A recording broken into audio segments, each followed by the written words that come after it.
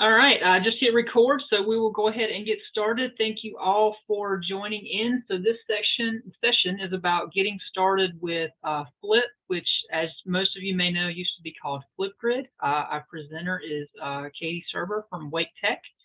And this session, there is a prize of a $10 Starbucks gift card. Yeah, we all need coffee. So stay tuned to the end, and we will look at the participant list. We'll pull a random number using a number generator and just count down the list, and wherever you fall in the participant list, that we will select a winner. So Katie, take it away.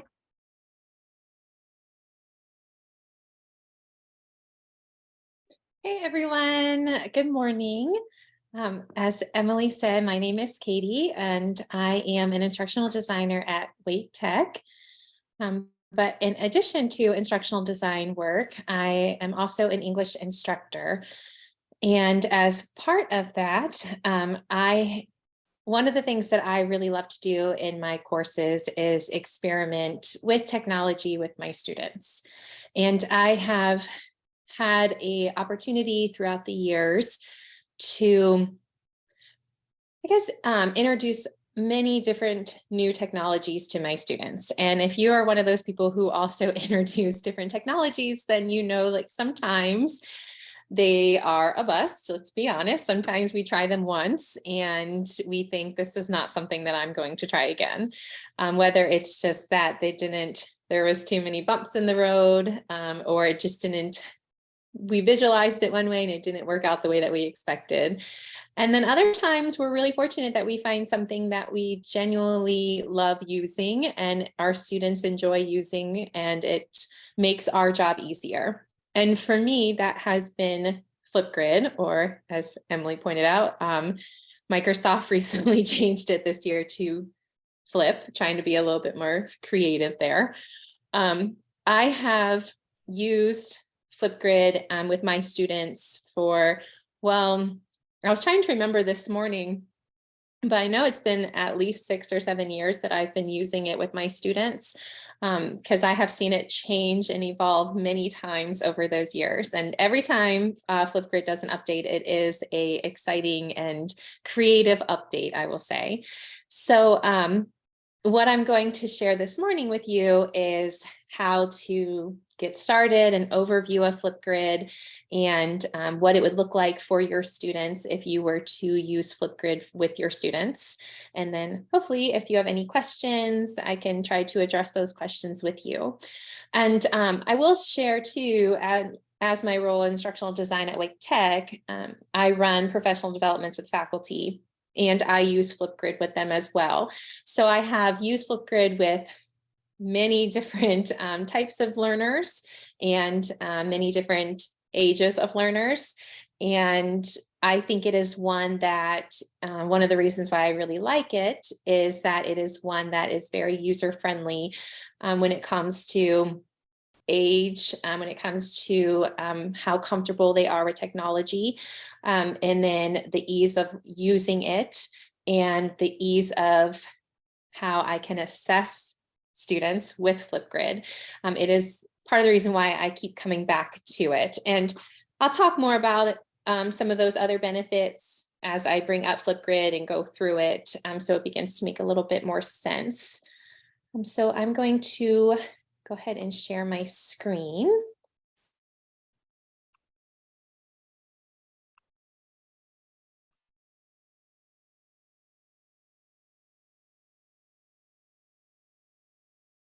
Alrighty, so to get started with Flipgrid, you just want to go to the Flipgrid webpage. So it is just flipgrid.com. It will redirect you to flip.com. Either one will take you to where you need to go. So this is what the home page looks like. The recent update made it a little bit flashier. Like I said, they're trying to update it a little bit more. But all right, Katie, your screen's not sharing. Oh, my bad. Let me go back to, thanks, Emily. Let me go back to what it is, why I'm not sharing. Sorry, everybody.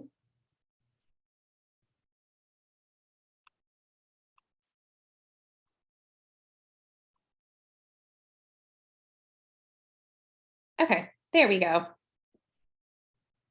Yeah, that's better. Okay. I highlighted it and didn't click on it.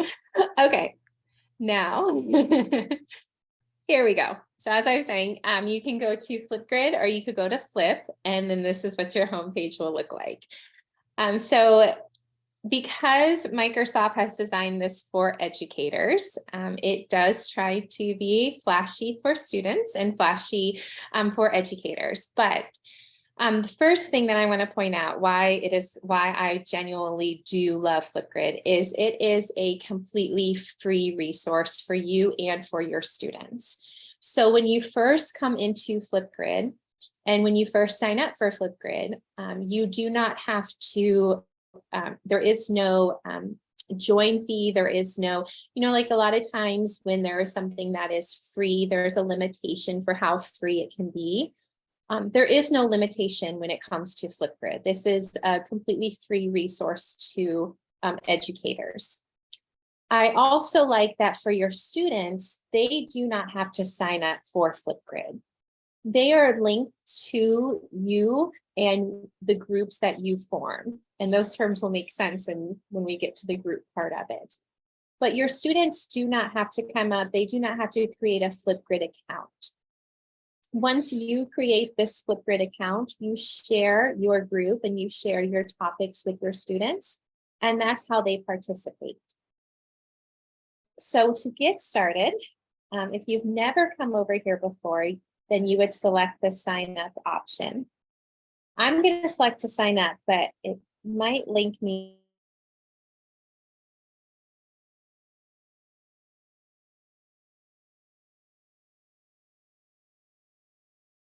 I think we just lost her. We'll give her a couple minutes to see if we can get her back connected.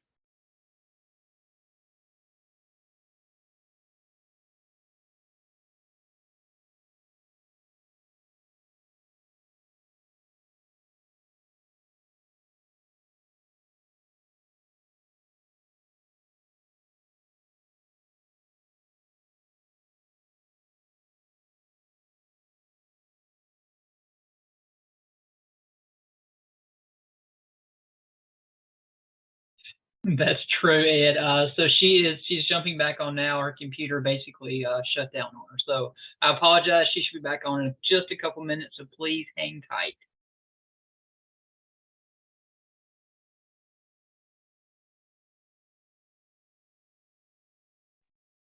Hey Emily, I'm looking here at the sign up page, and I don't know if you know the answer to this. I see it says sign up and then enter a join code. Would there be something that we would enter as Wake Tech so that we're all together, or just not at all? Yeah. So when you are joining, so if you're an instructor with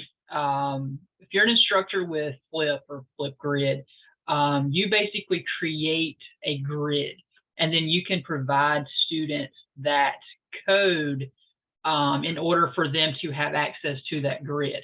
And the benefit to that is you can have multiple classes with multiple grids, but that way students in course A don't join into your grid of students in course B, particularly if you're doing separate, topics or, whatnot. And I think Katie is back, so I'm gonna let her take over now. Yes. Okay. I'm back.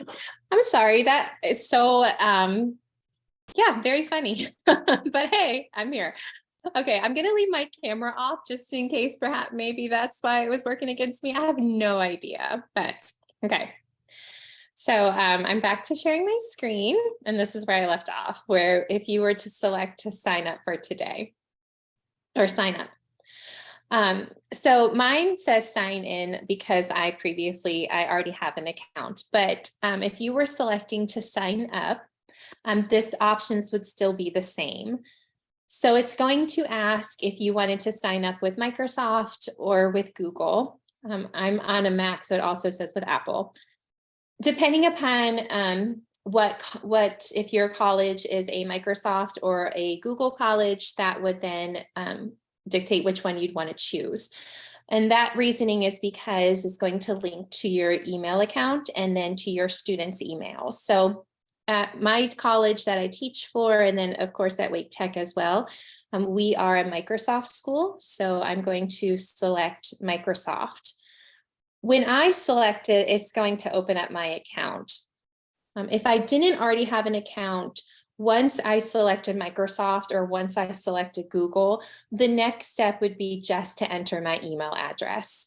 And once you enter your email address, or if you're already signed into your email, I'm always signed in on my computer. This is my work computer. So if you are also someone who's always signed into your Microsoft account or into your Google account, it will link to that. I will say that since this is a Microsoft program, you're going to see that it does link really easily into Teams, but it does work really well with Google as well if you're a Google College. So it does have access to Google Classroom, but there's a lot of features with Microsoft, particularly if you're using Microsoft Teams, that you're going to see once we get into it. So I'm going to select to continue with Microsoft. And it's going to ask, I have my 2 different schools, so I'm going to select my school. And I already have groups and topics, so of course I have items displayed. If you are brand new, this would be an empty screen for you. Okay, so let me start and explain what your home screen here is. So this is your home screen. You are then first given the option to create your groups. So what your groups are basically your classrooms. And you can decide how many classrooms or how many groups you want to create. I usually create 1 for each of my classes. You can, if you wanted to, create just 1 group and then have separate topics under that. But honestly, I find it to be very much smoother to just have 1 group for each class. So if I was creating a new group, to create a new group, you would select to create a group. And then it's going to prompt you, what kind of group do you want to create? Majority of the time, you're going to select to create a classroom. But because Flipgrid is open to all educators and beginning from K through 12 on, there are other options down here that are going to be relevant for those age groups. But sometimes there's things in here too. Once you get comfortable with Flipgrid, there might be options. If you are, for instance, a faculty member who leads a club or organization, this might be something in the future that you update and you decide you would like to have a Flipgrid area for your club or organization. Or if you lead a professional development session and you would like to create a completely different group for that, you can now do that here in Flipgrid. But we are going to select classroom because, of course, we're creating a group classroom for our students. The next one, it asks you to select your level. So there's really not much difference in the layouts of what the group will look like based on your age level. And I'm only bringing that up because, as you can see, there's 2 different categories here at the end that we're going to feel pulled towards. Is this a vocational technical or is this university? And I will share, before the latest update to Flipgrid, this used to just say higher education.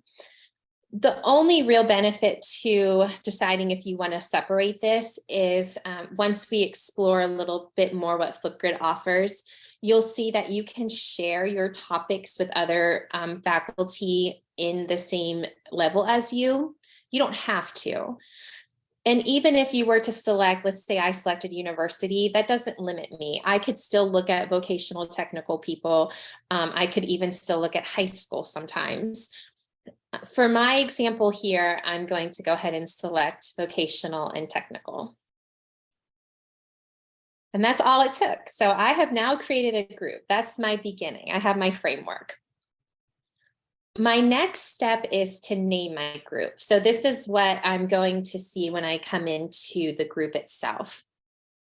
I name my group to reflect the course that I'm teaching, particularly since I use Flipgrid every semester with my students, and I keep my groups throughout as well.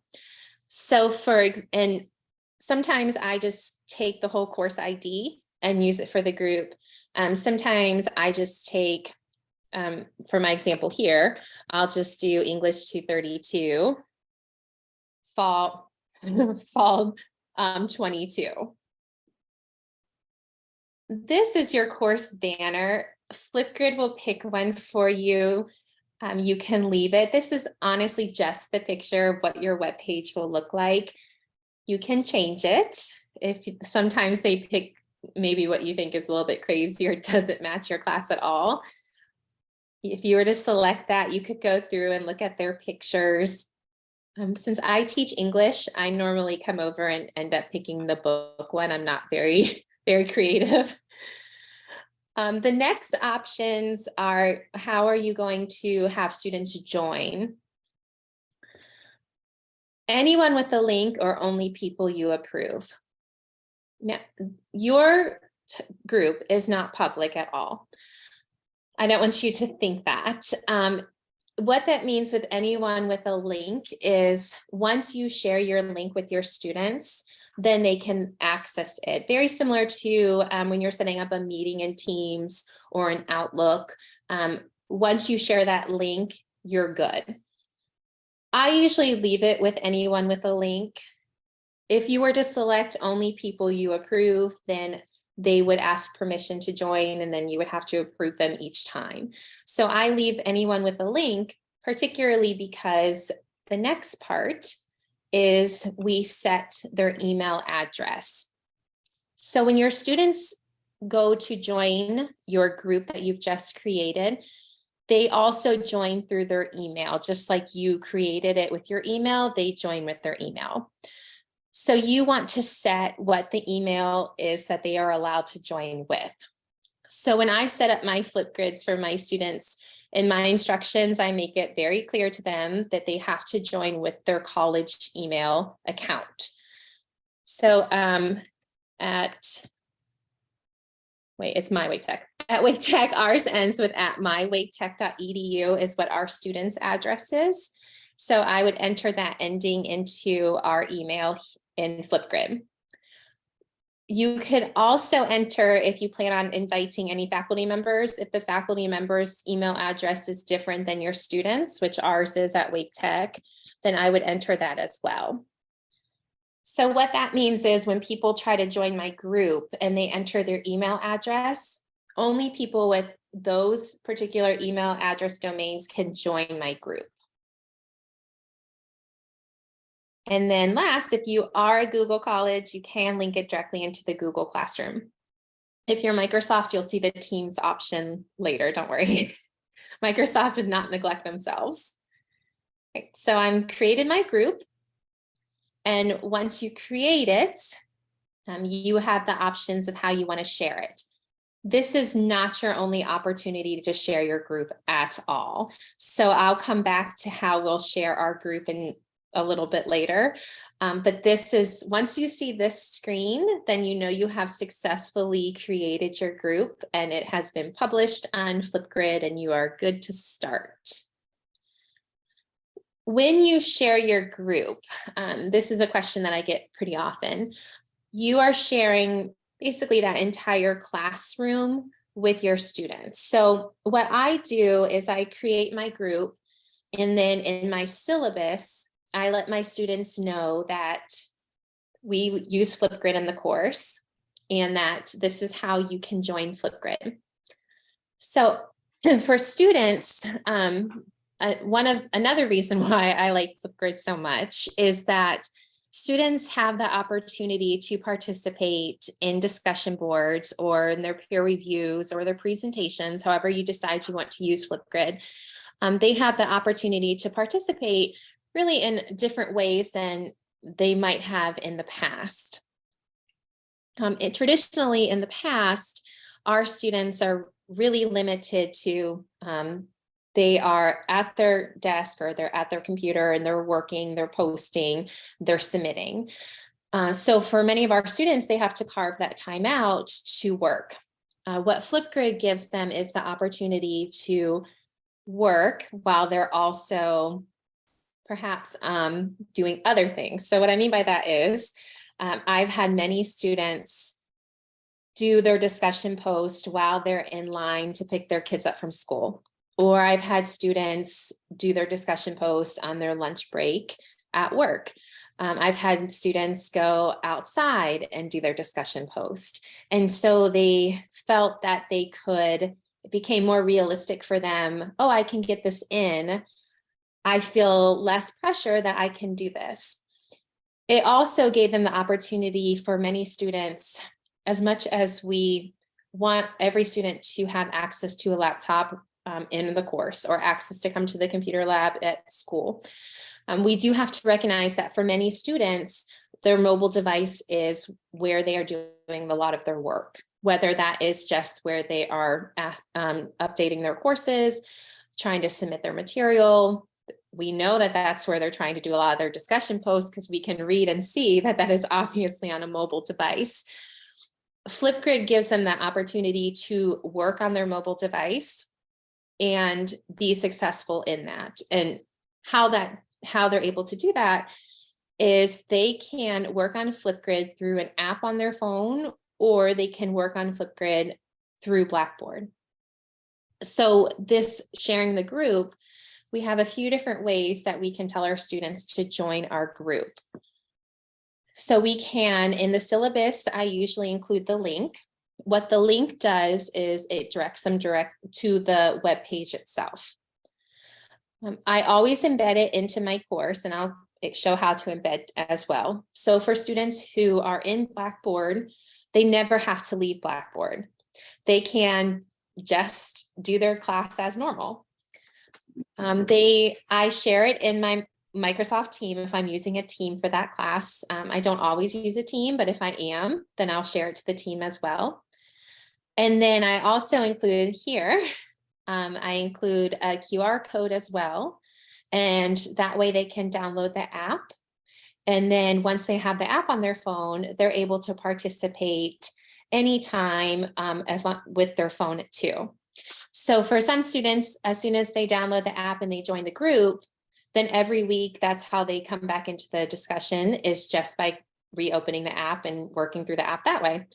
Other students I have, they never, and I tell them that you don't have to download this app at all. You can just work in Blackboard and you're fine. But this is just an option if you want to use the app.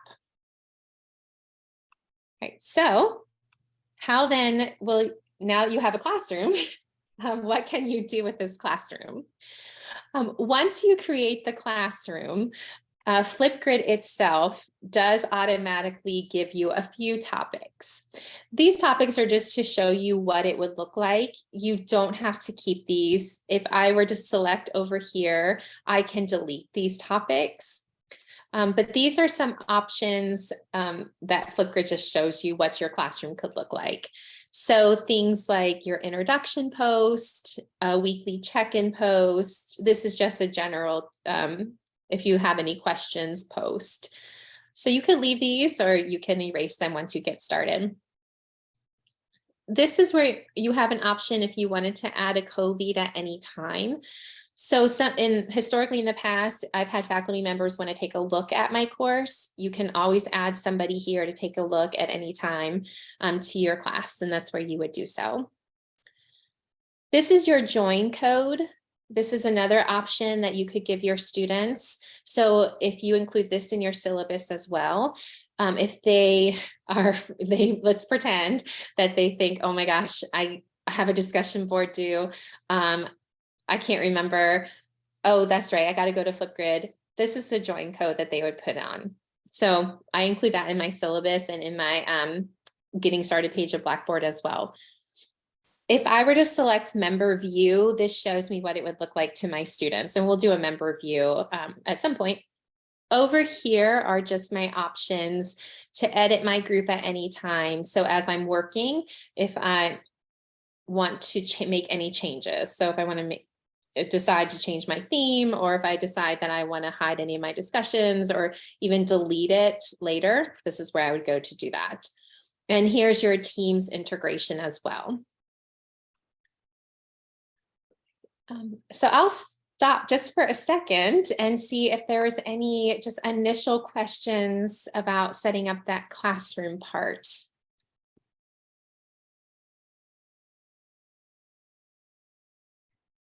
Looks like there's only one question in the chat, and you may have already answered it. It says, are there significant differences between the functionality of the different groups?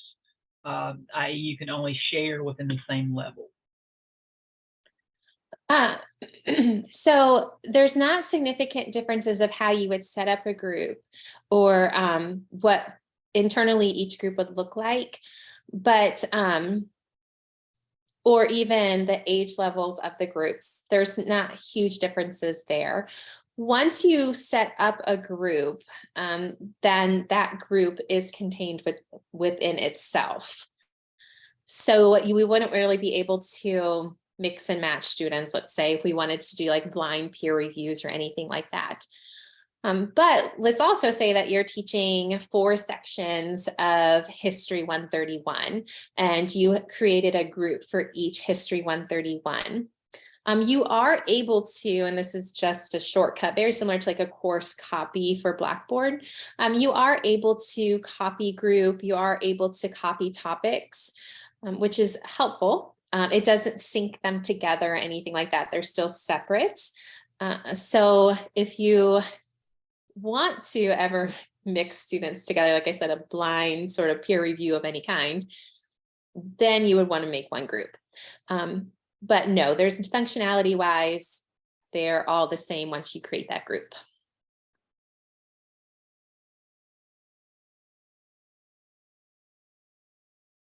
Okay. So then how you would go about making your topics. So the topics for the groups are your discussions, or the function of how you use Flipgrid is really going to depend what are your goals for your students. So for me, traditionally when I teach, I have a hybrid class. So I'm meeting with my students once a week. So it's rare that we have a discussion board.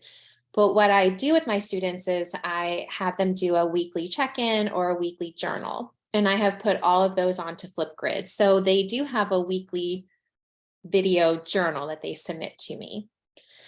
I also have at the end, when they have a presentation on their paper, we do that in Flipgrid as well. So Flipgrid provides opportunity for discussion board. It provides opportunity for your assignment submissions. If you are giving your students opportunities, if you're brainstorming ways to assess your students differently, if you traditionally have always done written assignments and you're thinking, I'd like to offer them, you could write the assignment, or you could also do a video submission. Flipgrid is a really user-friendly way to do that.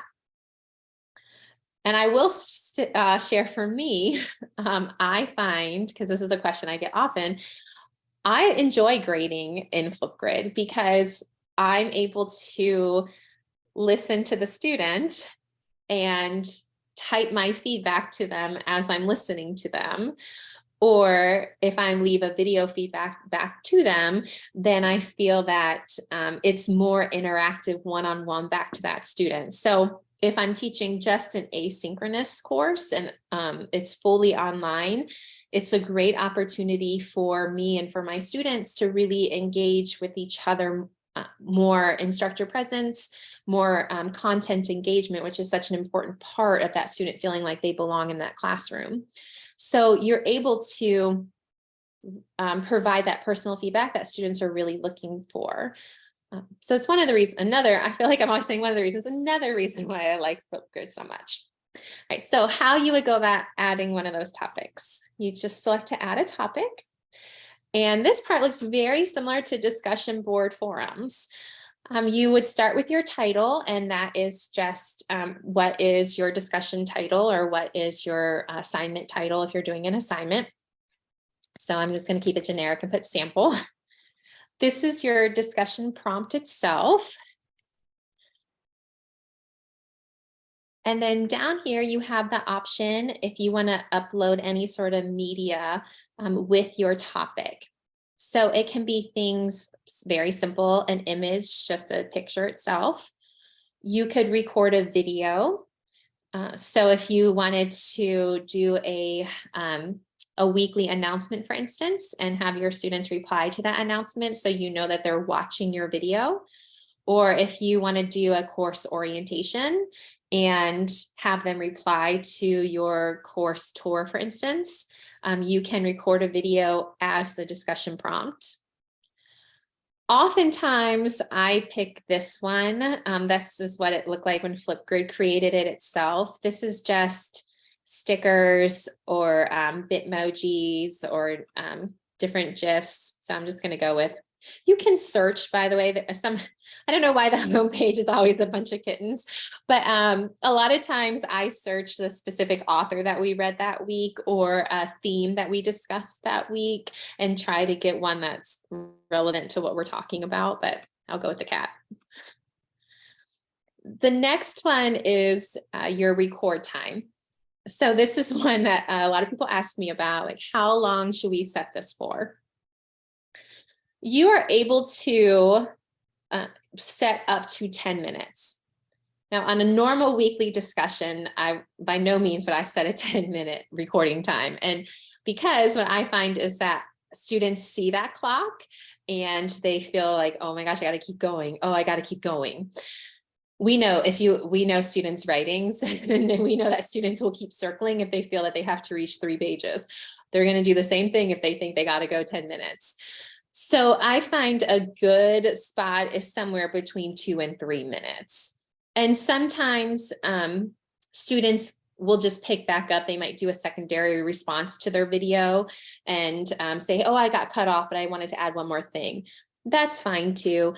I usually set it to 3 minutes, and I tell the students, you might not need the full 3 minutes. That's fine. I just want completion. Just address the question, make sure that you're giving an example, make sure that you are offering a personal reflection, whichever my rubric that I'm looking for on the rubric, I want them to be sure that they're hitting that in those 3 minutes. But I will say the 5 minutes, 10 minutes, that's really helpful if you're using this for presentations. I've worked with faculty members in communications, for instance, that if they were setting their students up for public speaking, that 5 minutes became really important for them as they progress through the semester, for sure. You're able to add any attachments to your topic. So this would be things like if you wanted to do a Word document for your instructions, if you wanted to add a rubric, if you wanted them to read a document and then reply to the document, you can definitely add any attachments to the topic as well. So I'm going to go ahead and post my topic. And that is it. My topic is ready. But now I have to share it with my students. So I'm going to share it first in Blackboard. That's my go-to. When I write a discussion, I want to put it in Blackboard. So how I do that in Blackboard is I come here and I copy this embed code. So now my embed code has been copied. Then I'm here in Blackboard now. And this is just a generic course shell that I have. And I'm in my discussion board. So I'm going to create a discussion like I normally would in Blackboard.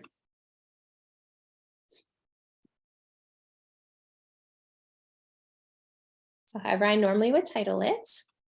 And I might include my normal written prompt if you wanted to. A lot of times I include the instructions to my students to join our Flipgrid. So make sure to enter your email address. The good news is once they do it one time in Blackboard, then they are set. But I usually remind them at the beginning, or I remind them later, to join our conversation, hit add a response. Like I'll give a little bit of instructions here to get them going. Then you want to select the embed. And then right here is where I'm copying my source code.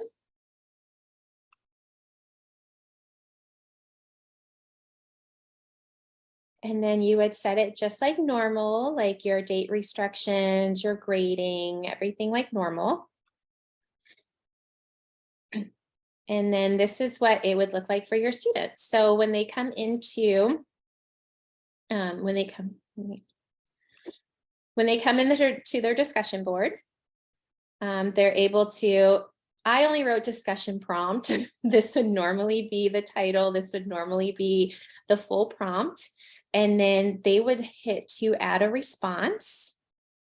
And once they hit to add a response, then their camera will open. And this is where they're going to leave their response. So they have a few options of how they would leave a response in Flipgrid.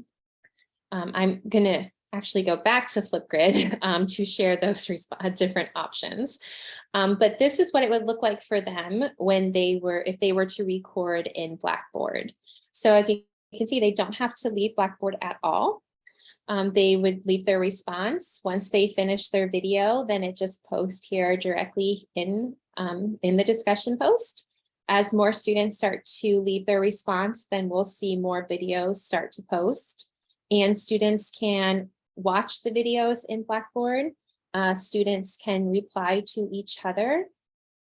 They can go back and forth, and they never have to leave Blackboard at all. They can, let me go ahead and leave my Blackboard and go back to Flipgrid.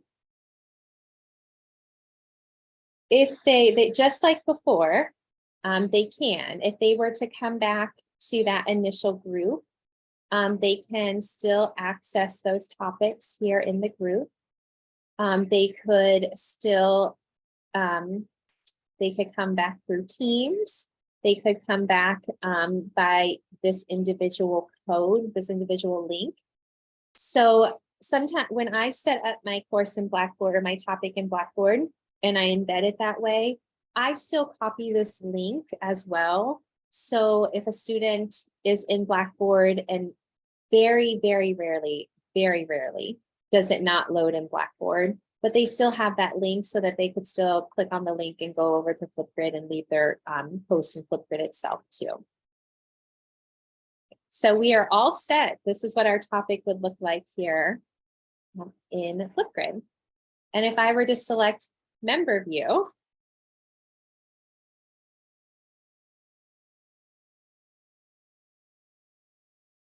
let's hope my computer doesn't crash again. This is what it would look like once it loads, what it will look like to our students. So when our students come over, right now, again, it's blank for them. They would just need to select to add a response.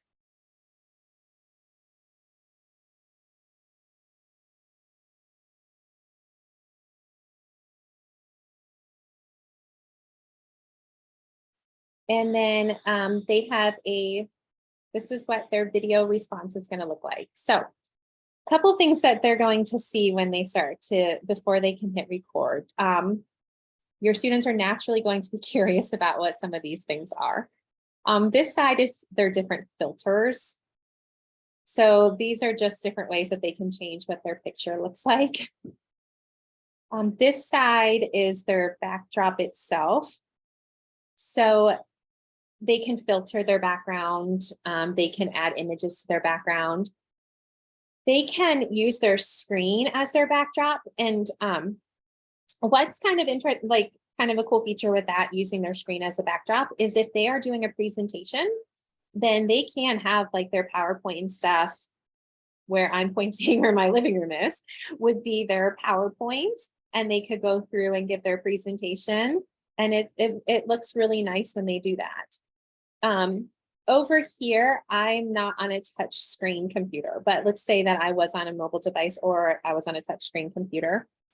These are things like a whiteboard would show up, so I could write on the whiteboard, or I could do a draw. So if you were asking them, if you were teaching a class, like a math class, and you were asking them to practice this problem, if they were able to, if they had a touch screen, then they could use the whiteboard, just like in Microsoft Teams, and do like solve it themselves.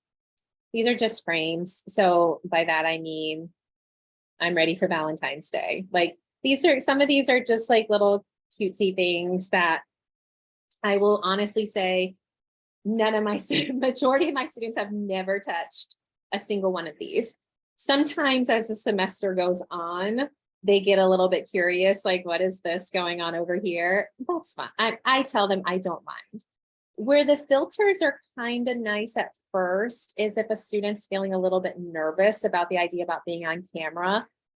I have told them, if you are nervous and if you want to use a filter, you can do so. The point for me is to listen. And with that in mind, they also have just the audio option. The audio option, as you can see, is just picking up my voice.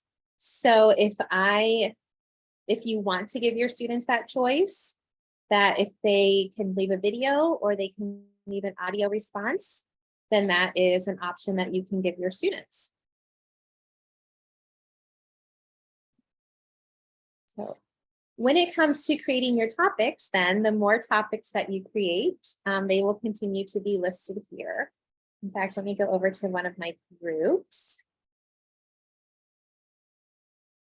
So here is some of my groups.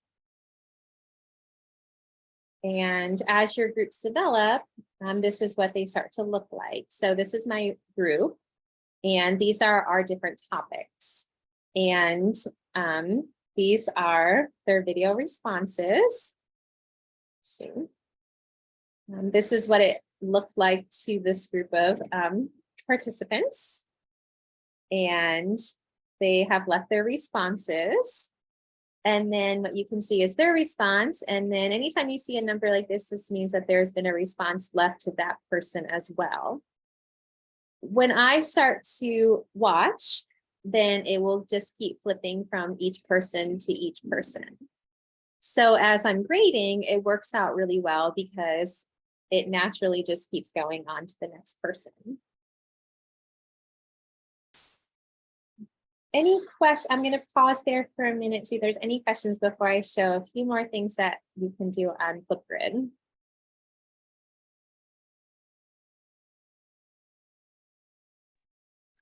Hi, Emily, can you hear me? Yeah, I can hear you.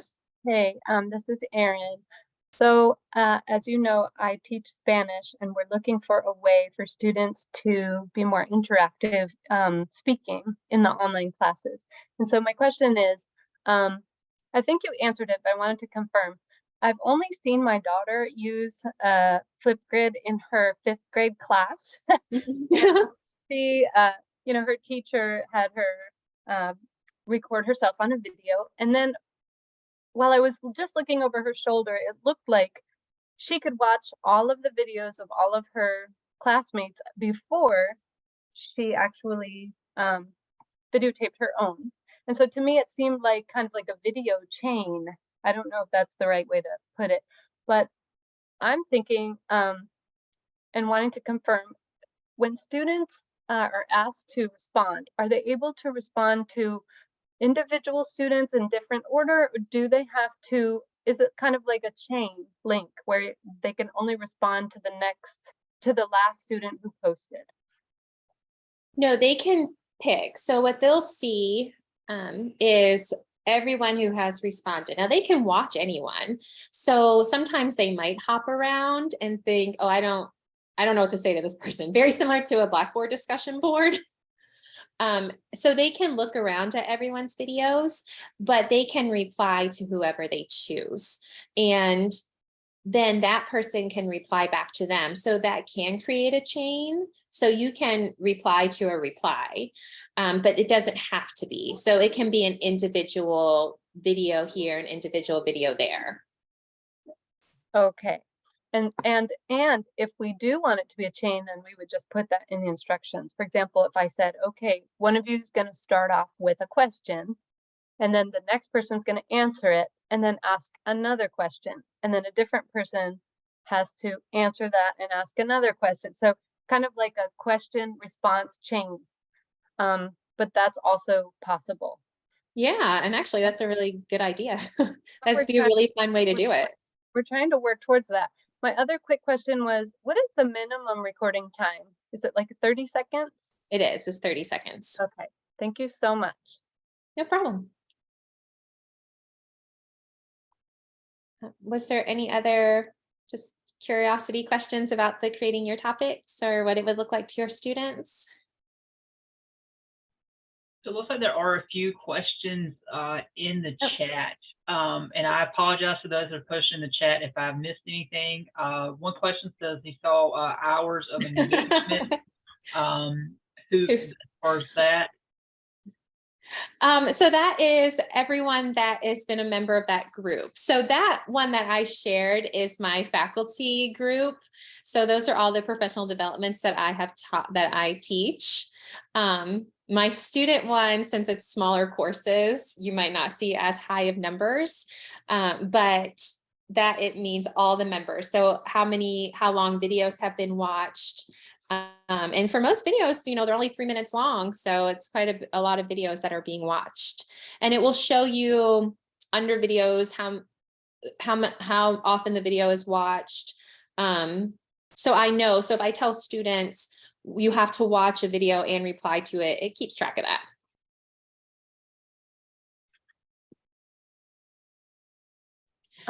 Can I ask one more question? I'm sorry. Sure. I think this is a question for Emily. Would we be able to set up a Flipgrid on a merged course? And how would that kind of affect the MS Teams? Because I don't think we can merge in MS Teams.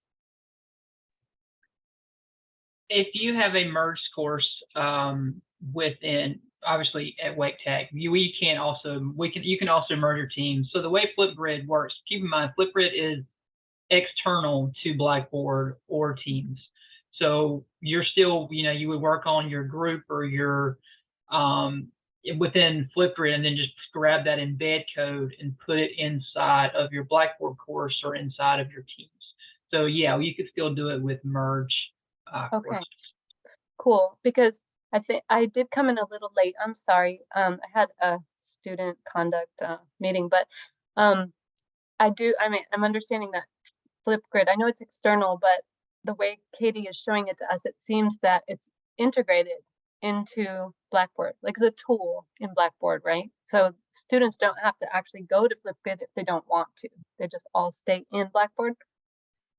Right, but it's still basically you're embedding Flipgrid inside of Blackboard. Just think about if you had a YouTube video and you embed a YouTube video inside of an item or discussion inside of Blackboard, it's kind of the same concept. So they're still going to Flipgrid, they're just accessing it from within Blackboard. And of course, this can be used in Moodle or Canvas or Sakai, any of those platforms. Okay, thank you.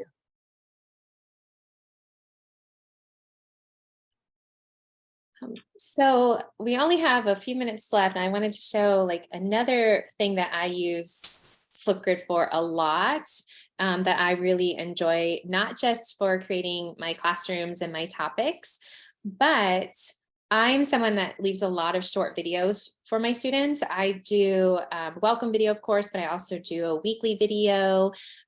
I tend to do, if I see the same question being asked, I'll do a video response. I leave video feedback. So I'm always looking for where are my options for good short videos, because I feel like that is one that is, I used to be a YouTube person. I do Microsoft a lot. I'm always hopping around. And then Flipgrid added what they called their shorts.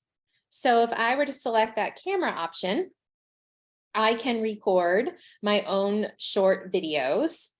Same thing, it looks, as you can see, it looks exactly the same as when I was leaving a response.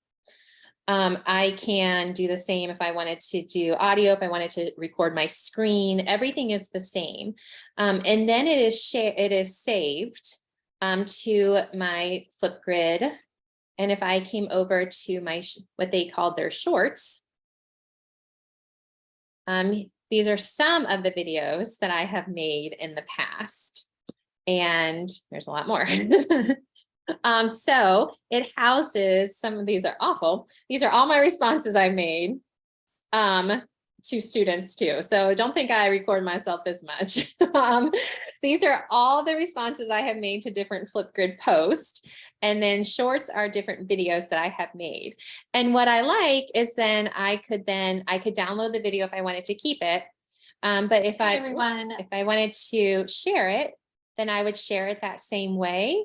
So what I end up doing is embedding it in my courses that same way, or sharing it in my Microsoft Teams, or copying the link. And I really like it. It's just a good additional thing that I have started to do in Flipgrid that I think is just a fun feature that they have added to it. Another thing that is kind of interesting, they do have, this is what they call grid pals.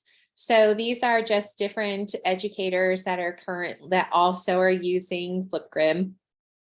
And what you could search for though is if you ever wanted to connect with someone else that was also using Flipgrid in your field, in your subject matter, and if you wanted to not just collaborate on something, but even have your students collaborate on something, there's a lot of opportunity to do that, to be creative as you get more comfortable.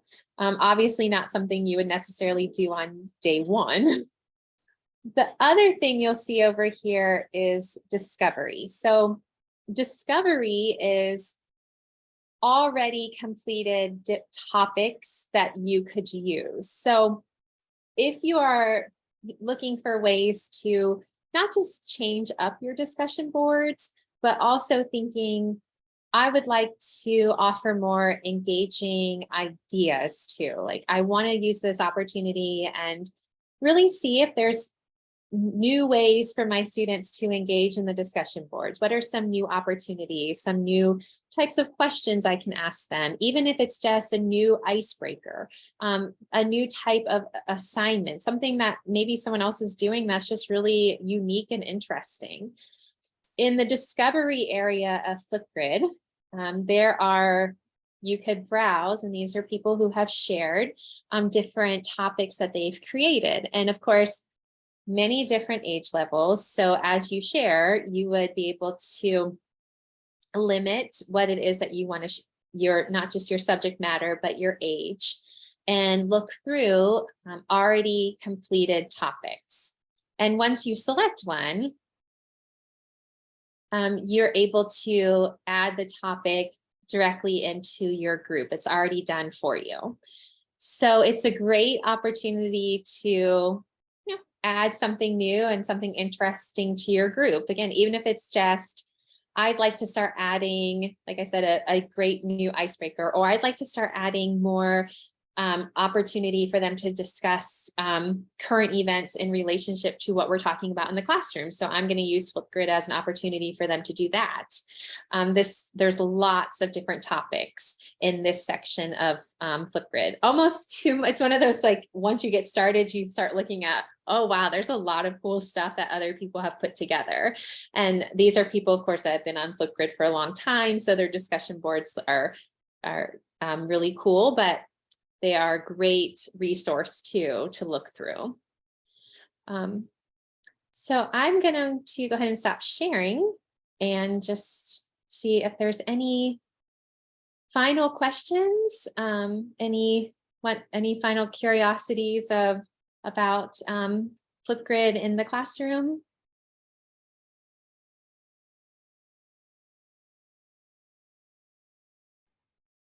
I don't currently see any more in the chat. I think all of those, either you've addressed them or they've asked or I've posted a response. But again, please, everyone, if you do have a question or if there's something I've missed in the chat, please feel free to jump in. And you're welcome to say, Emily, you missed my question. We'll be happy to help. Katie, this is Erin one more time. Is Flipgrid one of those apps that we need to create an account with, or can we just hop onto it because it's available to us I don't know. So it is free to educators, but you will create your own educator account just using your EdTech email though. Okay, thanks. And if you have questions, Erin, about it, you could email me directly since it is an outside program, but I'm really comfortable helping and making sure that it's, if you need like assistance in the classroom with it or anything like that. Okay, thank you. You're welcome.